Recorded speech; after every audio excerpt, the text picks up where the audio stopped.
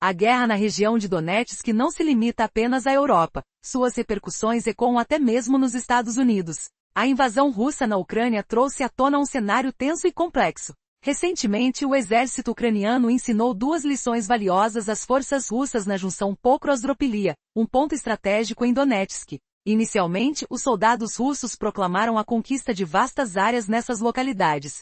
E de fato, os tanques russos estavam empenhados em romper as defesas ucranianas, cujos impactos das constantes bombardeios saturaram a capacidade defensiva de seus soldados. O comandante das Forças Armadas Ucranianas, Alexander Sersky, revelou que no início do mês, haviam perdido cerca de 5 km² na linha de Pokrovsk, uma protrusão estreita que adentrava em áreas repletas de infiltrações perto de linhas de árvores. As tropas russas chegaram a contabilizar trincheiras, centros de comando e depósitos de armas nesse território. Contudo, o planejamento militar de Kiev desmantelou a resistência russa em Pokrovsk e Dorilia, surpreendendo até mesmo os líderes de Moscovo. A questão que fica é, como as forças ucranianas conseguiram isso? Como Kiev conseguiu libertar essas localidades de um pântano de ocupação russa? A primeira etapa crucial ocorreu em Pokrovsk. Para os ucranianos, a prioridade era rapidamente assegurar as laterais da salientação e criar uma barreira de fogo nas linhas de retirada. Drones de reconhecimento marcaram os veículos de abastecimento nas linhas de retaguarda,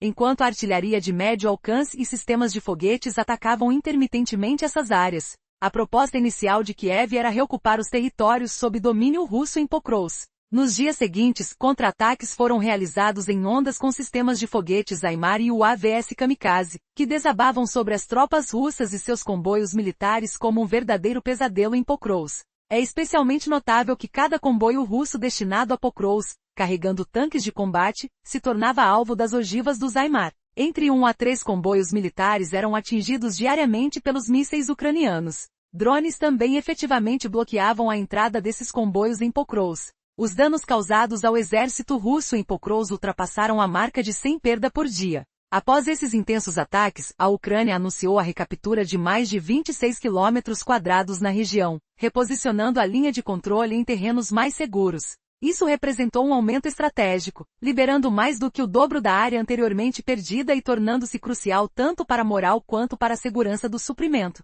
Ao recuperar mais de 5 vezes a área que haviam perdido, os ucranianos não apenas restauraram o terreno, mas também garantiram pontos estratégicos como elevações e cruzamentos rodoviários, fundamentais para o controle nas operações subsequentes. Esse conjunto de ações rápidas e coordenadas, em vez de uma única investida massiva, fez renascer a esperança e a iniciativa defensiva ucraniana. Qual será o próximo passo nesse complexo jogo de xadrez militar? As tensões estão longe de se acalmar e as reviravoltas podem surpresas ainda maiores. Você já imaginou como um exército aparentemente derrotado consegue virar o jogo em poucos dias? Na região de Donetsk, um confronto silencioso e devastador se desenrolava, enquanto veículos russos, inclusive tanques de batalha, avançavam para ocupar posições estratégicas. Mas o que parecia ser um avanço firme dos invasores virou um pesadelo para eles. Como? Em Pokrovsk, cada comboio militar russo que tentava chegar à frente de batalha se tornou alvo constante dos foguetes do sistema HIMARS. A cada dia, entre 1 e 3 comboios eram atacados. Além disso, drones kamikaze sobrevoavam como sombras letais, impedindo a entrada dessas forças e transformando a movimentação russa em um caos completo. As perdas russas em Pokrovsk ultrapassavam 100 soldados por dia. Após esses golpes, as forças ucranianas avançavam silenciosamente, retomando posições uma a uma. Em poucas semanas conseguiram liberar mais de 26 km² na região, deslocando a linha de controle para terrenos mais seguros e vantajosos. Curiosamente, eles reconquistaram o dobro do território que haviam perdido e capturaram áreas 5 vezes maiores do que as que ficaram sob controle russo. Isso não só fortaleceu a moral das tropas como também garantiu rotas de suprimento cruciais. Os pontos recuperados incluíam pequenas elevações, cruzamentos de estradas e morros que ofereciam visão privilegiada, verdadeiros guardiões do território. Com esses postos, a defesa pôde antecipar e interceptar investidas inimigas de forma eficaz. Em menos de uma semana, toda a situação da frente foi revertida. Mas não foi um ataque colossal que mudou tudo, foi uma série de manobras rápidas e precisas. As unidades ucranianas caçavam as mordidas deixadas no mapa, as infiltrações russas, e as isolavam com pressão pelos flancos. O reconhecimento com drones não descansava dia e noite, os alvos para o próximo ataque já eram meticulosamente escolhidos. O poder de fogo era aplicado em janelas breves, não com um tiro só, e aumentava imediatamente ao detectar qualquer movimento inimigo. Até veículos de resgate e reforço estavam no radar, destruídos antes mesmo de chegarem ao campo. Essa tática não buscava destruir tudo de uma vez, mas quebrar o ritmo e extinguir a pressão gradualmente. No silêncio entre os ataques de artilharia, as tropas terrestres avançavam rapidamente para ocupar prédios e trincheiras, sempre prontas para recuar se necessário. Em vez de posições fixas, eram criados bolsões flexíveis de resistência, que dificultavam o retorno das tropas russas naquele mesmo dia. Após a rápida limpeza, iniciava-se a varredura contra minas e explosivos, assegurando a linha durante toda a noite. Você já se perguntou como um esforço tão coordenado e silencioso pode desestruturar um inimigo tão poderoso? Em Pokrovsk a chave foi a paciência e a precisão, um balé mortal entre fogo, movimento e inteligência. O que parecia uma derrota inevitável se transformou em uma vitória tática que mudou os rumos da guerra naquela região. Como será que os russos reagiram a essa devastadora virada? A resposta está na próxima etapa do confronto. No capítulo anterior, vimos como as forças ucranianas usaram ataques curtos e precisos para desestabilizar as linhas russas, mirando especialmente nos veículos de resgate e reforço. Essa estratégia evitou golpes devastadores únicos, focando na interrupção constante do ritmo inimigo, reduzindo a pressão sem dar chance a contra-ataques eficientes. Agora as tropas terrestres avançavam com rapidez, saltando de prédio em prédio, de trincheira em trincheira assim que a artilharia dava um silêncio temporário. Nada de posições fixas, o segredo era o movimento constante. Patrulhas flexíveis e pequenos pontos defensivos prontos para recuar eram configurados nas áreas limpas, tornando praticamente impossível para o inimigo retomar o terreno perdido no mesmo dia. Quando tudo parecia finalmente seguro, as equipes começavam imediatamente a varredura contra minas e artefatos explosivos improvisados, enquanto a linha permanecia protegida pelo espectro da noite. O comandante das forças ucranianas, Alexander Syrki, ressaltou 2 pontos fundamentais sobre essa dinâmica. Primeiro, tropas russas conseguiriam infiltrações notáveis, especialmente em áreas estreitas no início do mês. Porém, essas investidas foram repelidas rapidamente. A tática russa dependia de pequenos grupos que avançavam sorrateiramente pelo interior das árvores e trilhas de campo durante a penumbra. Mas então, ao amanhecer, esses mesmos caminhos viravam armadilhas fatalmente abertas ao fogo planejado da defesa ucraniana. Syrki revelou que preferiam encarar várias pequenas setas de pressão em vez de uma única investida maciça, aplicando o mesmo método, mas com disciplina intensa no fogo. O segundo ponto de destaque foi a velocidade quase instantânea da recuperação das posições. Em menos de um dia, os ucranianos podiam compensar perdas iniciais, reforçando seus pontos e impedindo que qualquer penetração inimiga se solidificasse. Esse ritmo frenético fortaleceu a iniciativa defensiva e dissolveu focos de avanço russo antes que ganhassem força.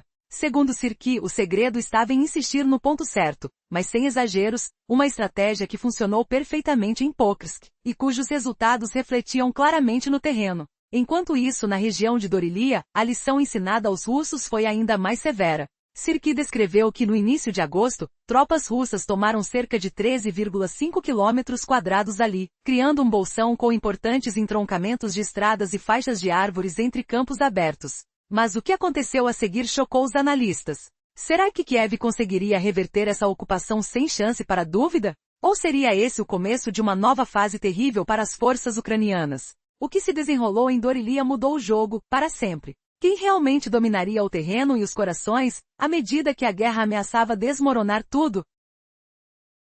Nos primeiros dias de agosto, as forças russas conseguiram capturar uma área de aproximadamente 13,5 km² perto de Dorilia, utilizando infiltrações astutas. Essa conquista, porém, foi rapidamente colocada em xeque. Em um movimento surpreendente, a Ucrânia anunciou que havia retomado uma área de 25,5 km na mesma região, um verdadeiro revés que não só reverteu a situação, mas também alterou a natureza do território ao redor. As áreas recuperadas tornaram-se pontos estratégicos, conectando pequenas elevações que forneciam ângulos direcionais e rotas secundárias de fornecimento. As forças ucranianas, em uma manobra cuidadosa, comprimiram a bolsa de resistência russa pelos flancos e desobstruíram o interior, estabelecendo um bloqueio de fogo nas linhas de retirada. Aquela área foi sistematicamente limpa, e os bolsões de defesa foram criados com maestria. Este método em 2 etapas foi replicado em torno de Pokrovsk. fazendo com que os ganhos russos se desvanecessem antes que pudessem se concretizar em uma linha estável.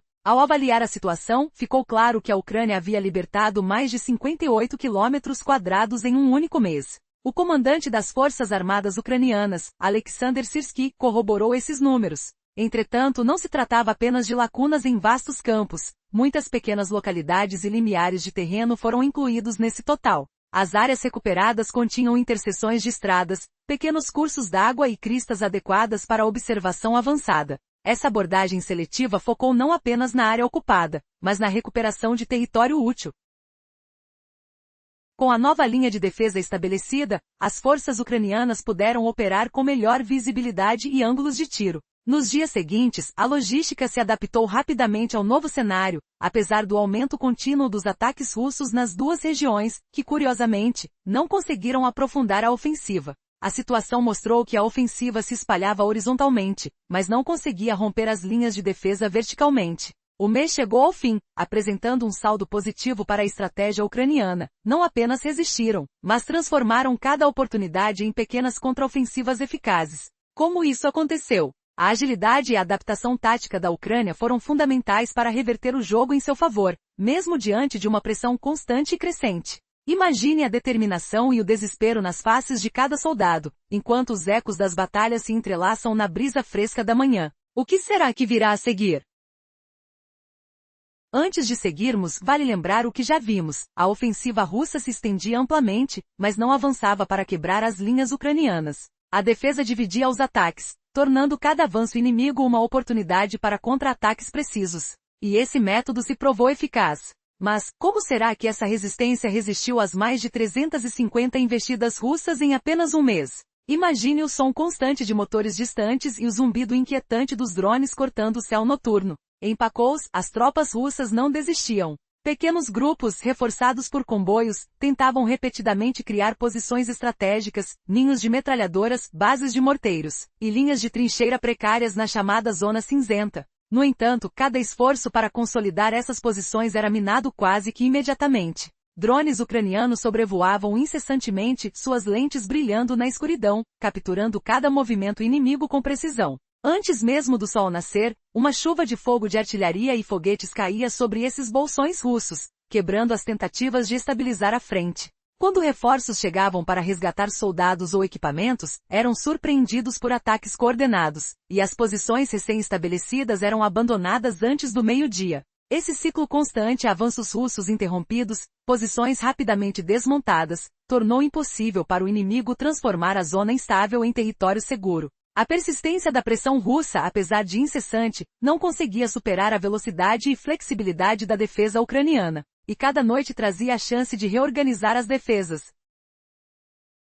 recuperar o fôlego e ajustar o suprimento mantendo a linha firme. Então veio setembro, com um choque inesperado. O 425º Regimento de Assalto, apelidado no campo de batalha como Scala, deixou claro que não estavam apenas segurando a linha, estavam contra-atacando com tudo. Em uma ação rápida e brutal, limparam duas aldeias críticas, Novoichin e Udachin.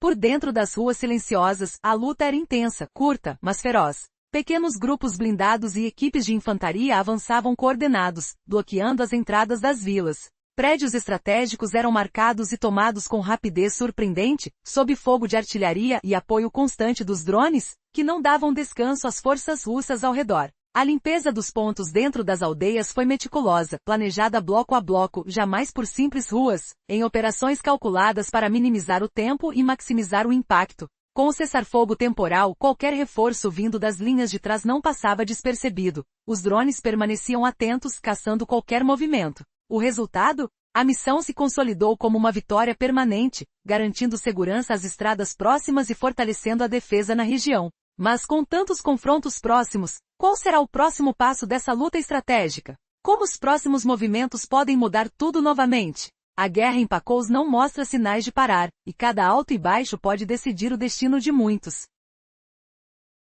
Em nossa última parte, vimos como a desocupação das posições em determinados povoados foi feita meticulosamente bloco por bloco, com o apoio de vigilância constante por veículos aéreos não tripulados, que monitoravam possíveis reforços vindos das linhas de retaguarda. Agora, imagine o impacto de ter essa segurança assegurada, com cada movimentação inimiga sendo antecipada e barrada antes que pudesse representar uma ameaça real. As tentativas inimigas de resgate foram frustradas porque a rota de acesso foi severamente atingida. Com isso, a vitória do primeiro dia se tornou definitiva. Equipes especializadas rapidamente vasculharam as localidades em busca de explosivos, enquanto um sistema flexível de patrulha se estabeleceu para garantir a vigilância contínua. A tomada desses dois vilarejos não só amplificou o controle territorial, mas também elevou drasticamente a segurança das estradas ao redor, cortando vias importantes para a movimentação inimiga. Nos dias seguintes, a pressão dentro desse bolsão enfraqueceu, um contraste gritante com o que ocorrerá no mês anterior,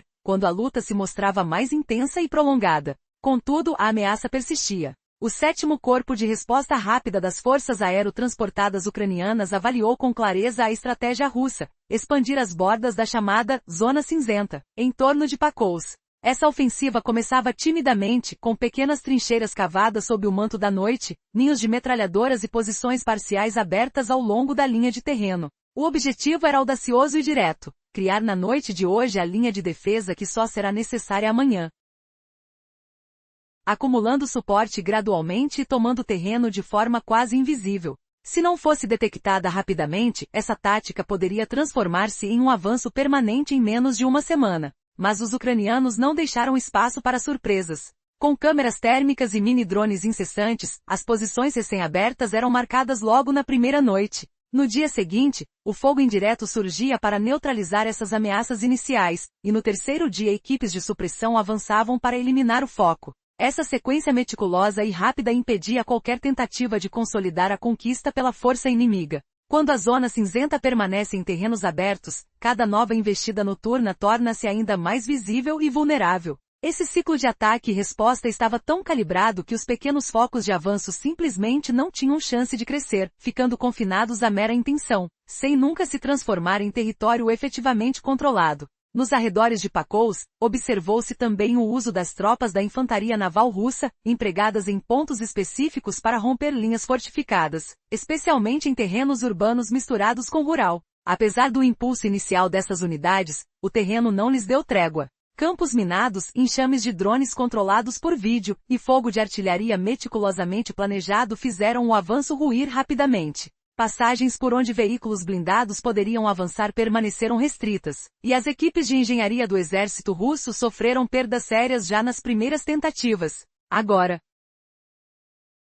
pergunto, será que essas tentativas desesperadas de alargar a zona de conflito podem, de fato, se concretizar? Ou as forças ucranianas, com sua resposta ágil e precisa, continuam a transformar cada investida russa em mais uma frustração estratégica? No calor da batalha, quando a noite cai e o som dos drones une pelos céus, quem irá controlar o próximo movimento? O que está por vir? A batalha pela supremacia em Pakous e seus arredores ainda reserva surpresas que podem mudar o destino desses territórios. O cenário no terreno montanhoso da Ucrânia mostrou que, embora as forças russas tenham iniciado com um ímpeto momentâneo, esse impulso rapidamente foi obliterado por campos minados, enxames de drones e um fogo de artilharia meticulosamente planejado.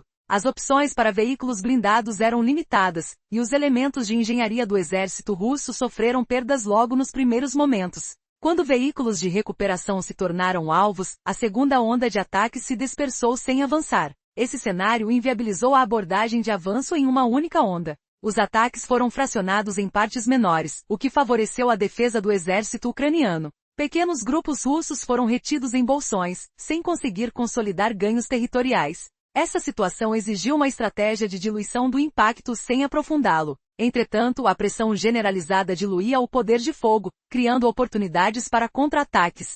Com a pressão motorizada e blindada aumentando pelas laterais, o objetivo se tornava claro: cercar prós e cortar rotas de suprimento. Os cruzamentos, pequenas pontes e couvertes tornaram-se fundamentais para esse plano. Os ucranianos priorizavam esses alvos em suas missões. O fogo indireto buscava pequenos equipamentos de ponte e torres de manutenção dentro de seu alcance. Tentativas de bloquear estradas eram planejadas em janelas de 24 horas, com apoio de ações de sabotagem em pequena escala. Cortar as rotas de suprimento, mesmo que por uma hora, desacelerava o ritmo ofensivo do exército russo. Com a diminuição da velocidade, as ondas de infantaria russas ficavam expostas,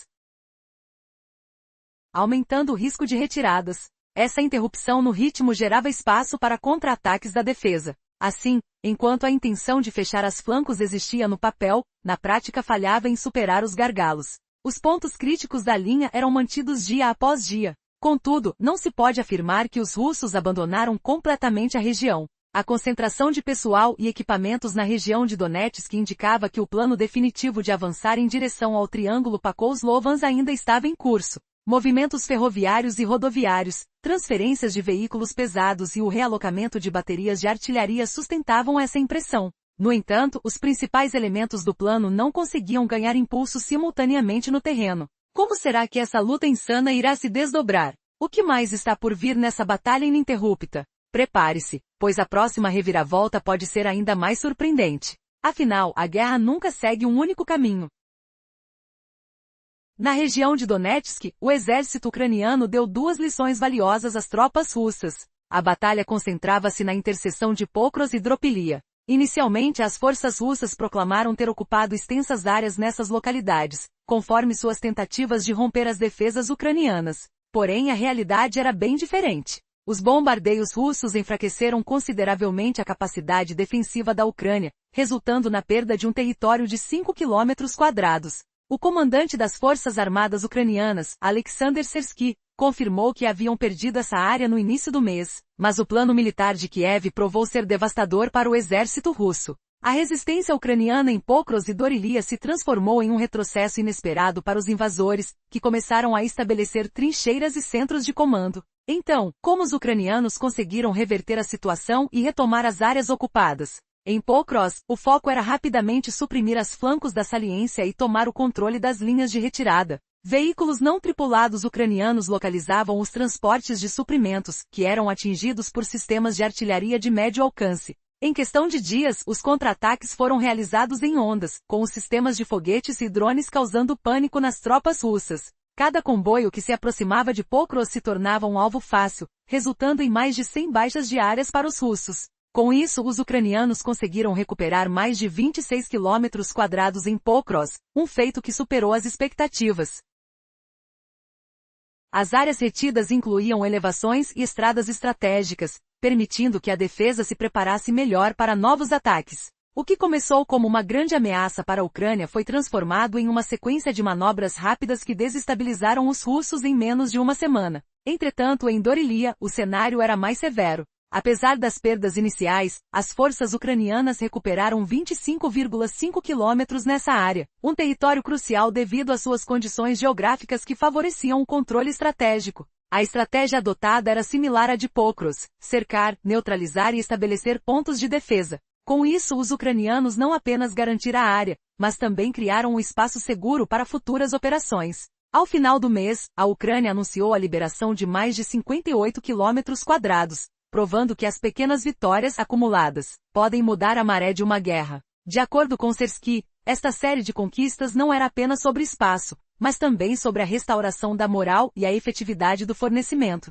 No entanto, uma nova realidade surgia no horizonte. O exército russo, com cerca de 700 mil soldados mobilizados, estava se adaptando e intensificando suas ações. A pressão internacional era palpável, mas a eficácia das estratégias ucranianas indicava que a batalha estava longe de terminar. A pergunta que pairava no ar era: com uma força tão poderosa do outro lado, até quando os ucranianos conseguirão manter sua resistência e reverter a situação? Nos campos de batalha da Ucrânia, o que está em jogo não é apenas a força bruta, mas a estratégia. O exército ucraniano mostrou ao mundo que em Pokrok, a agilidade e a tática foram mais valiosas que números. Em uma partida de xadrez, onde cada movimento conta, a realidade se desdobrou de forma surpreendente. No cenário, posições de armazenamento, pontos de transferência intermediários e áreas de manutenção se tornaram alvos prioritários. O uso de munições da classe GMLRS causou uma série de interrupções logísticas que perduraram por dias. Uma segunda onda de drones miniaturizados confirmou os danos, registrando imagens de incêndios e explosões secundárias. O exército ucraniano se moveu rapidamente, evitando disparos desnecessários em alvos confirmados, direcionando seu poder de fogo para o próximo ponto crítico. Essa adaptação constante criou um efeito dominó. Cada golpe bem-sucedido que desestabilizava o ritmo das forças russas permitia uma pausa nas defesas em Pokrok. E à medida que os ataques falhavam em atingir a intensidade desejada, a insegurança crescia entre os invasores. Onde se esperava avanço, havia hesitação. Essa repetição diária tornava-se, assim, a rotina do combate. Além disso, as táticas de guerra eletrônica e as contramedidas contra drones entraram em cena. Ambos os lados tentaram interromper sinais GPS e as comunicações. Mas os ucranianos, rápidos em sua recuperação, restabeleceram a rede de alvos após breves períodos de silêncio. Eles usaram drones, especialmente nas primeiras horas da manhã, voando baixo para se camuflar no terreno e localizar alvos vitais. Em resposta ao fluxo tático de UAVs russos, foram empregados jammers de curto alcance e drones caçadores. Essa dança de ataque e defesa não ocorria de maneira uniforme todos os dias, mas em média, a capacidade de reconhecimento da defesa se manteve firme. Camadas de radar e defesa antiaérea foram utilizadas não em larga escala, mas em janelas críticas. A coleta frequente de imagens para orientar disparos indiretos foi crucial para evitar que pequenas protrusões se ampliassem. A cena de guerra eletrônica se tornou o campo silencioso que determinava o impacto real da artilharia e dos foguetes. E no meio de toda essa tensão, a vida civil continuou, influenciando diretamente as tomadas de decisão. Como lidar com a pressão do dia a dia enquanto a guerra avança? A luta não é apenas contra o inimigo, mas também contra o tempo e a incerteza que cada novo dia traz. A resposta rápida e a adaptação tornaram-se fundamentais nesta luta. Poderia o equilíbrio entre a vida civil e a luta pelo território prevalecer? As tensões aumentavam, mas a estratégia se consolidava. Uma nova batalha estava a caminho, e os resultados poderiam surpreender a todos. Resumo breve da história. A guerra na região de Donetsk trouxe lições cruciais. As forças ucranianas conseguiram retomar áreas importantes, desafiando a ocupação russa em Pokrovsk e Dorilia. A estratégia envolveu manobras rápidas e inteligentes, criando uma reviravolta inesperada no campo de batalha. Ucranianos reocuparam não apenas terrenos, mas reconstruíram a moral das tropas, vital para o andamento do conflito. As sirenes soaram mais frequentemente. A cada dia, o espectro da evacuação pairava sobre as aldeias ao redor de Povs. Autoridades locais agiam rapidamente, adaptando abrigos temporários e serviços básicos em áreas de risco. Equipes de resposta rápida foram formadas para consertar infraestruturas essenciais. Problemas de eletricidade, água e comunicação eram resolvidos em questão de dias. Essa resiliência, embora silenciosa, elevou o moral das tropas na linha de frente. Afinal, a defesa não é medida apenas pelo combate, mas pela vida que pulsa na cidade. À medida que a cidade respirava, o fronte se tornava mais calmo. O comando militar mantinha um planejamento logístico em constante sincronização para preservar essa harmonia. Quando essa sintonia se perdia, até mesmo pequenas vitórias militares se tornavam menos impactantes. O terreno de Pakrovsk era um verdadeiro labirinto de desafios. Campos abertos, linhas de árvores, pequenas elevações e bueiros delimitavam as táticas. As rotas de abastecimento eram curtas, mas arriscadas. Cada elevação sob controle oferecia quilômetros de visibilidade superior. E quando essa vantagem era equipada com visão térmica noturna, o atacante enfrentava um custo elevado. Campos minados forçavam os atacantes aos flancos, criando um campo de fogo para os defensores. Aqueles que penetravam neste espaço gastavam tempo e recursos preciosos tentando escapar. Tentativas de resgate se tornavam alvos, desgastando-se ainda mais na segunda onda de ataque. Setores amplos se tornavam tentativas pequenas sob as condições do terreno. Para a defesa, isso se traduzia em um ritmo gerenciável, onde o cansaço inimigo se acumulava. Os desdobramentos em Pakrovsk nas semanas seguintes dependeriam de duas variáveis cruciais, as condições climáticas que se aproximavam, aumentando a umidade do solo e a mobilidade da infraestrutura blindada. O que mudará com a chegada da temporada de chuvas? Como essa nova realidade influenciará os combates? Essas perguntas pairavam no ar, prometendo um desfecho dramático. Na última parte discutimos a situação em Pakrovsk, onde as forças ucranianas enfrentam uma intensa pressão, mas conseguiram manter um ritmo gerenciável em suas defesas. Agora, os cenários futuros para a região dependem de dois fatores essenciais. O primeiro fator é a influência das condições climáticas sobre o terreno e a mobilidade das forças blindadas, com a aproximação da estação chuvosa. Neste cenário, os caminhos de acesso poderão se estreitar, e os tubos de drenagem poderão se tornar ainda mais cruciais. Isso aumentará a importância da cadeia de artilharia baseada em drones, fazendo com que janelas de oportunidade mais curtas se tornem decisivas. O segundo fator é a continuidade da pressão sobre os depósitos e nós de transferência na retaguarda. Se essa pressão persistir, a intensidade dos ataques na linha de frente poderá novamente enfrentar dificuldades para encontrar um ritmo. A Rússia tentará novas rotas e horários para seus ataques, e algumas dessas tentativas poderão trazer resultados. Contudo, se a defesa mantiver sua sintonia entre reconhecimento e poder de fogo, essas vitórias rápidas podem se revelar efêmeras ao invés de permanentes.